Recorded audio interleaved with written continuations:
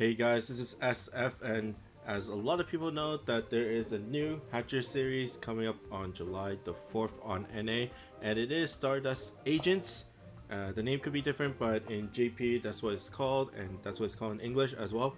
So, in English letters and stuff. So, same thing as the last Hatcher patch with the Eternal Epic: 5 Hatcher monsters, 5 Descend monsters, 3 5-star Hatcher monsters, 2 4-star Hatcher monsters, and 2 4-star Extreme monsters. I'm gonna run those 7 down. If I see any really good cool uses for the Savage level dungeon monsters, then I'll put them down in the description bar. But right now I bet a lot of you are more interested in the Hatcher himself and the Descend monsters. So first off, with the 5 4-star monster Antares, let's look at the evolved version. So she's a demi-human, bounce type, gravity, not gravity, ability of no damage wall, and then strike shot is a speed up power up and a big damage to drone, so drone breaking strike shot, and then bump combo is a poison lock on shockwave 6. Stats are pretty average for a 4-star monster, but in terms of her uses, she's only really good use for Circuit. Circuit is a DNT monster with no gravity, with damage walls in that dungeon, as well as Scorpions. So her bump combo, her poison shockwave, does basically one-shots the Scorpions after the poison hits. And of course, she's a no damage wall monster, and I think there's drones there as well. So she's really good for that dungeon. And what Circuit really helps you is to get ready for Tsukuyomi. She's a really good farmable monster for Tsukuyomi, which is a Dark Impossible monster that's probably coming out in next month. From what I've been reading, but that's pretty much her only use.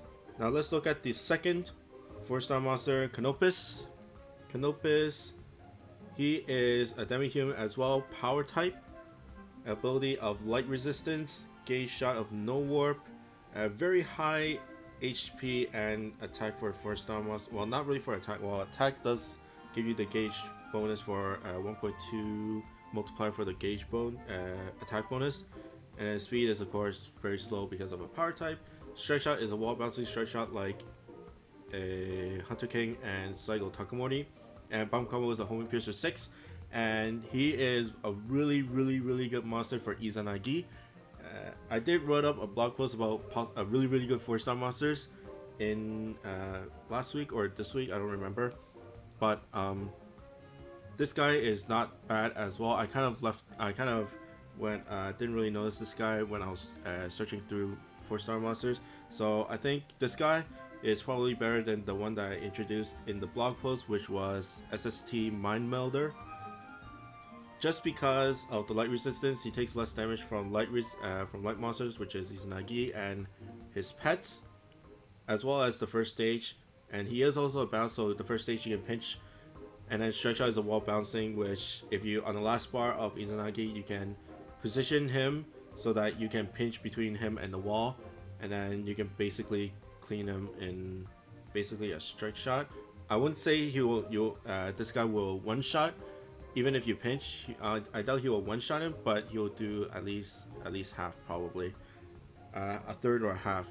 And then of course Homing Piercer 6 is really good for just mob clearing throughout that dungeon as well, just because there's a lot of mobs in that dungeon as well. So he's a very good 4-star monster for Izanagi.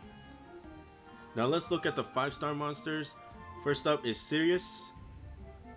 Let's look at the evolved form. He is a beast, speed type, ability of no gravity barrier, and gauge shot of Sprite Slayer L. He is a pierce monster, relatively low HP.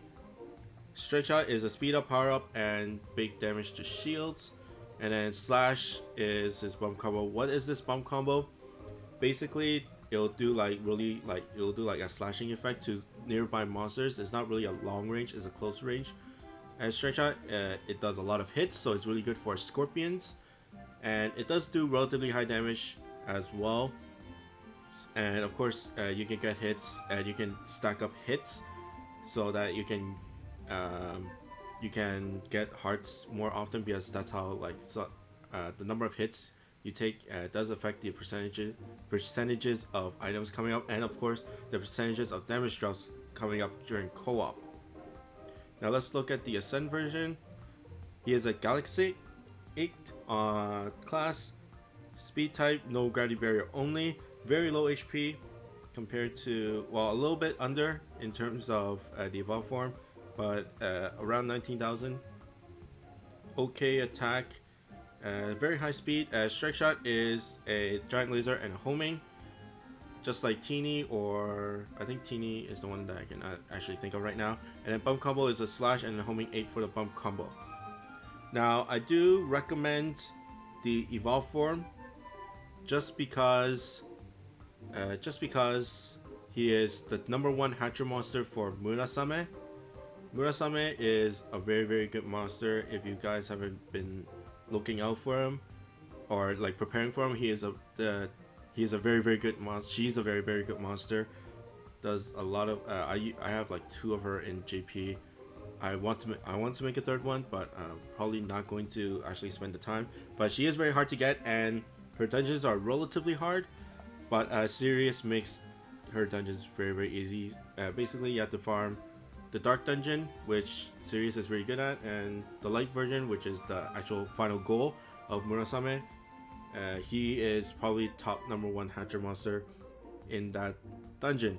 But there are replacements for Sirius in terms of farmables, like Surtur, which is also a no gravity barrier, and Spice Slayer L, and then Izanami as well for that dungeon. But if you happen to get him, then he is a very good monster and as well. But there is but the Ascend version is the version for Tsukuyomi, because he hits the attack threshold, and of course he has a no gravity barrier. So if you don't really have good monsters for Tsukuyomi, then he's not a bad Sirius is not a bad hatcher monster to get, especially in the Ascended version. I don't recommend the Evolved version for Tsukuyomi because you can't one-shot the mobs in that dungeon, but the Ascended version of Sirius will be very good.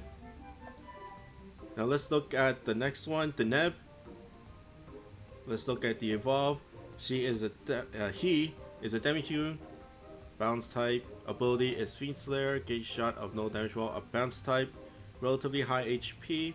Strike shot is he becomes a piercing type. Why I keep saying she is, there is a reason. And then bump combo is a rebounding laser L4. Let's look at the Ascend version, and it is a she.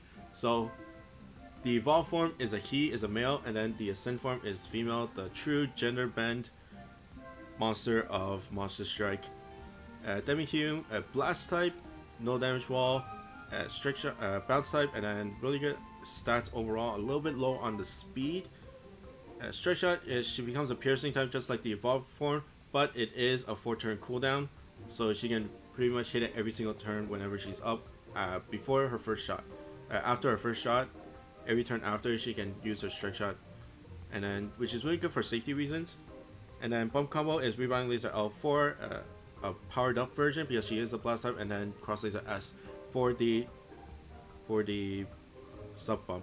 Now her use, her or he, is basically your go-to monster for who's her name, Bishamonten. Bishamonten is a water impossible dungeon monster, which is a no damage wall, which has damage walls, and then there are new minions out there that restricts your bounce and your pierce. Restricts bounce monsters and then resists pierce monsters. So depending on which monster, it really deteriorates your pierce monsters or deteriorates your bounce monsters to deal damage to that mob, and then they do a lot of damage as well. So your go-to monster for that dungeon, because both forms do work. I'm gonna talk about each form and how their uses work out on Bishamonten. So the evolved form, Bishamonten is a fiend, so I don't know why, but she is a fiend. But the evolved form is a Fiend Slayer, so that does really good damage. And then no damage wall, of course, deals with the gimmicks. Strike shot, of course, pierce and stuff like that.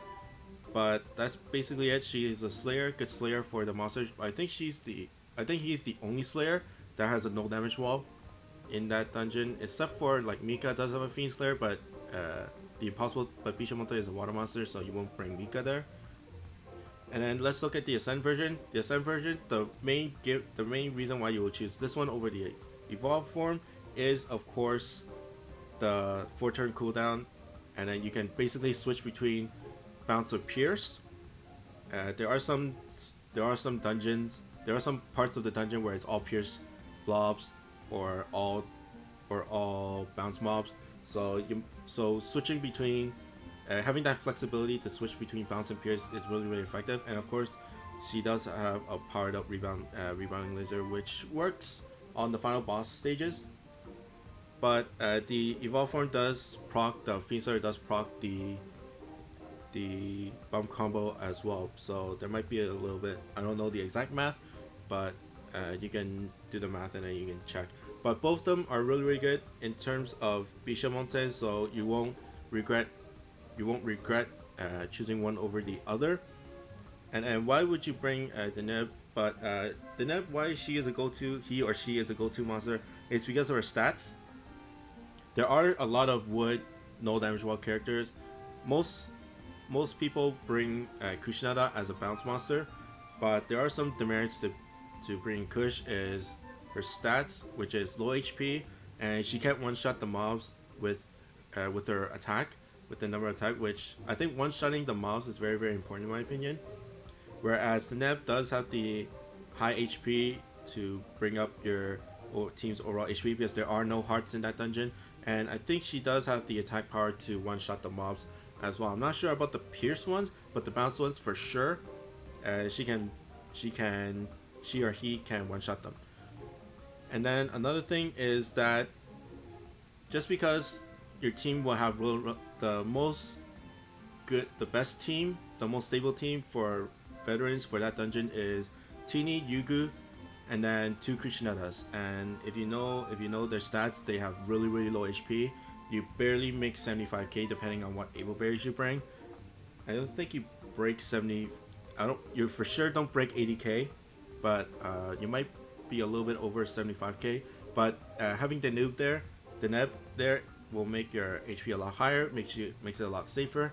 Which for starters, for beginners of that dungeon, I'm not saying beginners of the game, but like even for veterans who don't have experience in a dungeon, having higher HP will give you more chances to make mistakes. Whereas bringing 2 Kushinadas, a Tini or Yugu Rashiru will be, you have to make a perfect run, and that will require a lot of in-game experience and mechanics as well. So Deneb's not a bad monster outside in terms of Bishamonten. Next up is Spica. Spica, let's look at the evolved form. Spica is a Demon Slayer, bounce type, Demon Slayer EL or XL, and then she's a bounce type. Strike Shot is a bash and a knockup, and then Spread Piercer XL3, and then 2800. Let's look at the Ascend form. She's a mech class, bounce type, bounce. Ability is no gravity barrier, gauge shot of Demon Slayer. Strike Shot is a bomb hit, like is a bomb strike shot. I'm gonna explain it a little bit after I finish talking about her other stuff. Spread Piercer XL3, and then Homing Piercer 4. Now let's talk about the Strike Shot because there's a lot of intricacies within this Strike Shot that I really want to talk about. I could probably make a whole separate video about this strike shot because it's very unique and not a lot of monsters have it. Even in JP there's only 2 monsters, and that's Spica and then Tampopo. But what this strike shot does is you set a bomb on the first enemy you hit, so it sets a bomb, and then depending on the number of hits that you get during that strike shot, it will increase the power of the bomb. Now the actual math about it is it's a base. The bomb's base is 600,000, and then every hit that you get will be an extra 4,000. So you get like 100 hits, and then if you get 100 hits, that's an extra 400,000 plus the base of 600,000. That's a million, and it is a range. It's a range bomb, so it's not giant. It's not really big, but if there's monsters around near the bomb, then it'll deal 100k. And I'm not really sure if it procs like her Demon Slayer. I doubt it will proc her Demon Slayer, but I'm not sure if it will proc like elemental or weak spots. But there are some other intricacies. First is when you set the bomb, when you set the bomb, Spica's bomb combo will not proc. So if you have a blast monster in your team and then you set the bomb first and then you proc and then you hit the bounce monster with Spica, then her bomb combo will not proc, and that will not give you hits from her bomb combo. It will proc other monsters.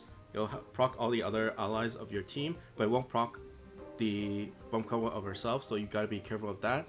Of course, if you proc it before you actually set the bomb, so if you hit off a wall or when you're going towards your enemy and you pass through a blast monster, then it will proc, but only after you set the bomb. When you set the bomb, it will not proc her bomb combo. Next is that the number of hits, the actual the number of hits that actually gets counted into the damage of your bomb is after you set the bomb. So there is a little bit of contradiction between setting, a little bit of confusion if you should set the bomb before or after. But if you proc the blast, and then it shoots out your bomb combo, as long as you set the bomb and before your bomb combo, like your spread shot, hits enemies after you set the bomb, it kind of gets confusing. So maybe I'll write it up on the description bar. But if you set the bomb while proccing your bomb combo, as long as you set the bomb first and then your spread or your homing piercers of Spica hits afterwards, after to like whatever enemies, it will still count into the bomb's like hit calculation. So something to worry about that. I think that's basically it about the intricacies of the bomb. And then of course it does do a giant amount of damage and stuff like that, but mainly her uses. So let's look at the evolve form. It really depends on your uses. So evolve form is because of her Demon Slayer EL. There's a lot of demon monsters in the game in terms of bosses. So one is Death's Coil, Butterfly, and then later in the future there is Ghost. Ghost is all three of them are very easy dungeons and very good monsters to max luck. So maybe you can bring Spica there. Of course she can be replaced because those dungeons are relatively easy anyways. But if you have her, then she does make your job a lot easier if you're trying to make max luck. And then for the Ascend version is mainly for normal dungeon farming in the Jester, the newest tier in NA, the last tier even in JP, because the main boss there is also a demon, and then there are gravity barriers there as well. So it really depends. On what version you want and what kind of uses. I would suggest the evolve form if you're actually farming, but if you don't have the luxury and just want to stay with one form, then Ascend version is not that bad in terms of the Queen Butterfly, Death's Coil, or Ghost either. And of course the Ascend form does have a better strike shot than the evolve, so it really depends on what you want. For beginners I would suggest evolve, just because you don't have to get materials for the Ascension, and then you can get Queen Butterfly and Death's Coil and stuff like that very easily. Even if you're not max lucking, it's very good for beginners to just get those monsters and then raise them up as well. Now let's look at the extreme monsters. First up, starting with Alien Grey. Let's look at the evolve form. He is a Nebulan monster, blast type, bounce monster, ability of flight, gauge shot of no gravity bear, very low HP. Strike shot is a speed up and a power up, and a piercing spread XL, but a very powerful spread shot because he is a blast type. Next up is the Ascend form, Nebulan. I think, yeah, it's Nebulan. And then power type, bounce, no gravity bear, higher stats than the evolve form. Strike shot is he becomes a piercing type, and then spread shot EL3, it doesn't pierce, and then normal spread shot L2. Now, in terms of which one to go for, I would go for the evolve form, just because it does have a better bomb combo. Stats wise, like in terms of HP, you can raise it up in terms of your other monsters, and then attack is relatively low, but it does hit around 20k after you hit the gauge shot, and then of course the flight and the double gimmicks the double null kind of abilities, so it's really really useful. Although the strike shot is kind of meh, it's kind of meh, but if you get in between nooks and crannies, then it will do some damage.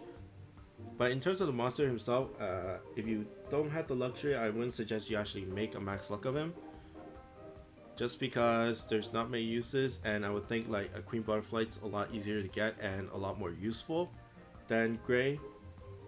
But if you just want one for collection, then Evolve is fine.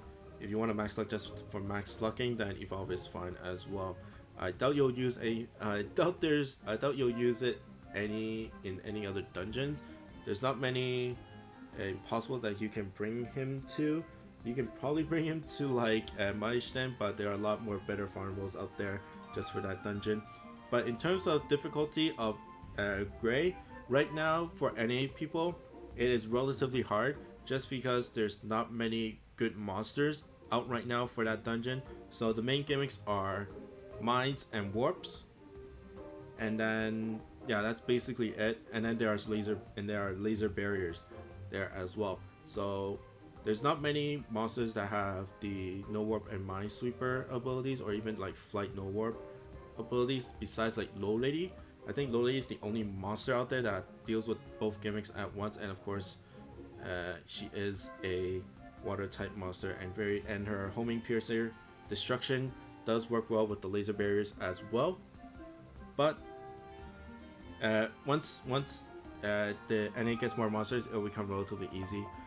There are future monsters that can deal with mines and warps at the same time, like Skiyomi's coming up very very soon, and then like Zhangfei's like relatively close, she's like, and then stuff like that. So relatively hard right now, but once NA gets more monsters, it'll become really really easy. Next up is Yeti.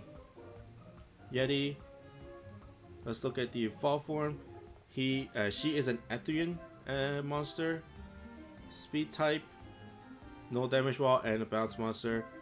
Very average stats. Strike shot is an acorn meteor, so it stuns your monsters for a low percentage, and then Giga Blast for the bump combo. Next one is the Ascend form, Ethereum class, and then power type, no damage wall, bounce, and then HP stats are like that. And then Strike Shot is a normal meteor, and then Giga Blast, and then one way laser M for the bump combo. Now I do recommend, if you're gonna max luck a monster from this series, it's going to be Yeti. There are some monsters that are really good for a dungeon. I'm not just basically bring minesweepers or flights. Kushinada, like just bring Kushinada there will be probably pretty easy. The dungeon's basically mines and damage walls. There are some warps there, but I think it's only on the first stage. But flight no damage wall monsters, or minesweeper no damage wall monsters, Kushinada's really good. Queen Butterfly's not that bad as long as you know how to avoid the damage walls. Teeny, Yugurashio are relatively the main monsters in terms of hatchers for that dungeon. And then if you're going for the damage wall route, no damage wall route, Vanilla is a good no damage wall monster. Hydra's not bad, Fenrir's not bad, Visceron's not bad as well. But in terms of which style you want to go for, there are some differences just because of the meteor. There are some differences between stats, but I do recommend the evolved version. Now the difference between the strike shot is that the acorn meteor does less damage than the normal meteor. It does like noticeably less damage. Like, I don't know the exact numbers, but I think acorn is around 200k for the meteor itself, and then like the normal giant meteor in terms of the ascend form is like around 500k. If I'm wrong, then I'll probably write it up in the description bar, but there is a giant difference between the damages. And then, but basically acorn does do a stun for a very low percentage, and then meteor does not have any special effects afterwards. But both of them are basically mainly for mob clearing, so if you don't worry about the damage towards the boss, and you have like other monsters that deals like giant damage with their strike shots and stuff, then evolve is not bad, especially because of this. Especially because of the stat difference. I don't really like power types that much, but if you like power types, then sure, go for it. But it'll be hard to hit your meteor because of the low speed. And then the evolve form, like HP wise, there's not much difference, and then attack power wise, it's not that much. I think like 24k on the evolve form, 29k. I guess that's relatively high, but she is a very good no damage wall blast bump monster in case you don't have really have any blast bump monsters in terms of the no damage wall category. But dungeon's relatively okay hard. I wouldn't say she is super hard. I would say around like Fenrir hard. And then there's some RNG in that dungeon because there are two different styles of attacks, just like Medusa. There are two different styles of her movements and attack patterns, so there might be so it might not be really good for a safe clear depending on the monsters that you have. But it's not giant, it's not really crazy like Medusa where there's one pattern where it's all damage walls and then another pattern where it's all no warp. This one is more like in terms of movement, and then like either movement or giant lasers or stuff like that. But that's basically it. In terms of overall, in terms of the Hatcher monsters, they have really niche uses, but they're really good at them. But if you go outside of those niche picks, then they do kind of fall off and they can get easily replaced. But just to run down, Antares is Circuit. Circuit gives you Skiyomi, so that's pretty good. Canopus, I think. Izanagi for a 4-star monster. Sirius is a Murasame. For Murasame, Deneb is for Bisha Mountain, and then Spica is Queen Butterfly, Depth's Coil, or Ghost, or normal dungeon farming. For veterans, this hatcher probably you can find a lot of replacements for it, just because you do have max luck monsters, so Sirius won't be really relevant for you in terms of Murasame farming because you'll be bringing max luck monsters and all that stuff. Spica, you probably don't need to max luck farm like Ghost and stuff like Queen Butterfly and Death's Coil. And Deneb, you probably have like at least some relatively good no damage wall monsters in terms of Krishna, and then there's Gigamantis as well.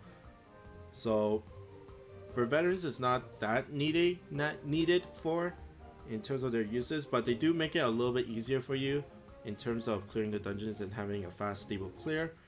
For beginners, it's really good for you to try to get them. They do have a good use, and then mostly their evolved forms are the better versions, so you don't have to get ascension materials for them. So for beginners, I do recommend for trying to get these, because Murasame is really good in terms of a overall monster, and then like for future uses, Bisha Mountain is really good, and then Spica is really good for farming max luck as well. So hope you guys like this long extended version of this commentary. I don't really want to talk that much in my commentary videos, but I do want to give out as much information, and I'll of course put up timestamps onto the description bar just to make you just so that you don't have to listen to everything. Just look at the monsters that you're really interested in. But I try to bring as much information for these monsters as much as I can, and then to inform you to see if you really need them or not. I basically set pretty much all their strengths and weaknesses. Most of them are really relatively replaceable by other monsters, but they do have really good niche picks, and those niche dungeons are relatively really good for the late game in terms of Murasame, Tsukuyomi, and max lucking for Spica. So I hope you guys like and subscribe, and I'll see you guys next time. Bye.